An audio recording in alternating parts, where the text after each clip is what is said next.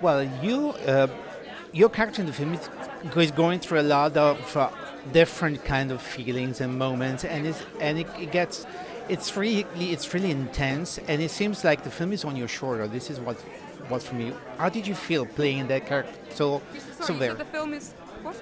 The film is on your shoulder. Oh, right. Mostly, let's say, because your character is the one that have the most variation of moods. How did you work on that? Yeah, well, I guess being an actor, you just that's what you have to do. So you have to submerge yourself into the part and try and imagine that she has fallen victim to this very monotonous life. And obviously our film is kind of surrealist in some ways, but I think a lot of people feel that about their life. I think a lot of people feel that there is no way out and that their life was chosen for them in a way. And so you don't have to look too far to try and find relevance for that. The film, we can say it's a psychological horror because it is a horror film, but it's much more than that. It's not just a simple horror flick. How did you work with Jesse and with the director to make this connection between these two genres? I think we just had to focus on the reality of it, and of course Lorcan is the visionary, so he's the one delivering the atmosphere and all of that.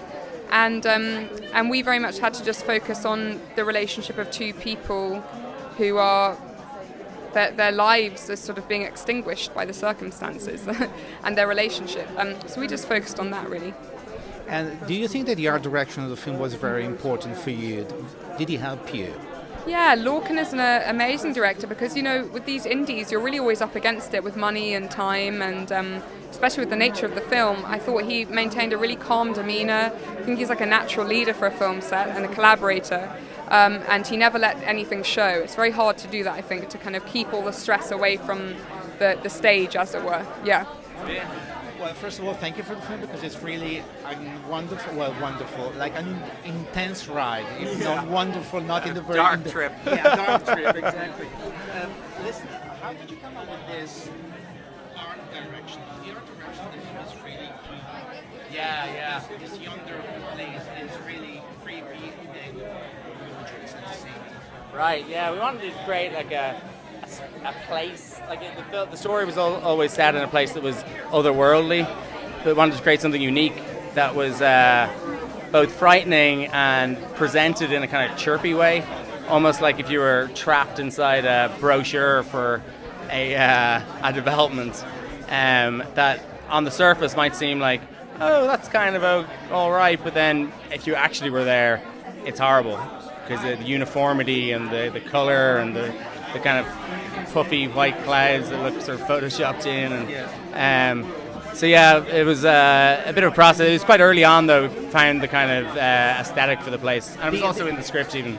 The interior decorations are fantastic too. Oh, thank you very much. I had a fantastic production designer working with me as well, Philip Murphy.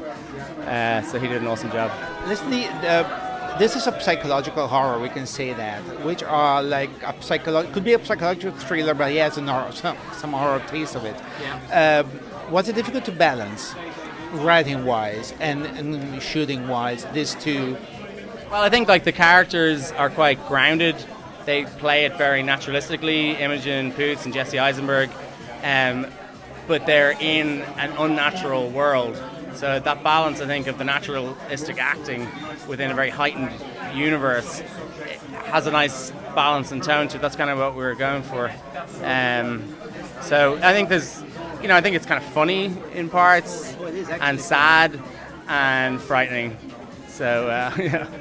And the kid is really, really disturbing. It's very disturbing. Yeah. Good. Thank you very much. Thanks a lot. Thanks Thank you. a lot. Your character in the film is like this, if we can simplify, this real estate agent that convinced the couple to buy this house in this potentially fantastic place, which is yonder. But your character is completely exaggerated, I mean, over the top. While Imogen and Jesse characters are very natural, yours is completely over the top and fantastically frightening. How did you work on it? Well, it's all in the script, and then it's just a question of how you're going to give that a sort of life. I think the weirdness of my character is explained by the end of the film.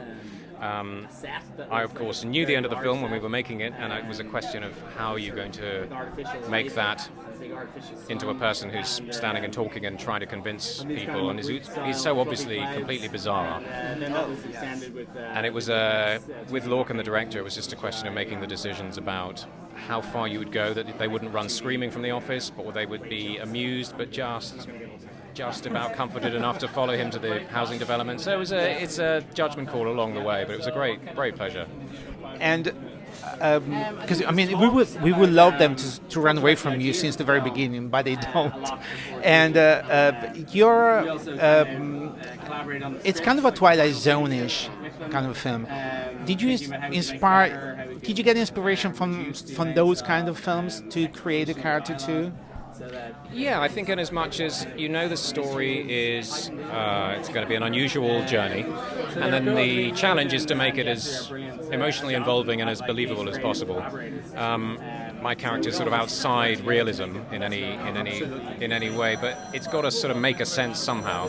I used to love the Twilight Zones and films like it. They're delicate though. They can work or they can not work, and I think the challenge is to take a very high concept, plotty idea and make it characterful and emotional. I think Lorcan and the cast have done that brilliantly. Thank you very much. Thank you.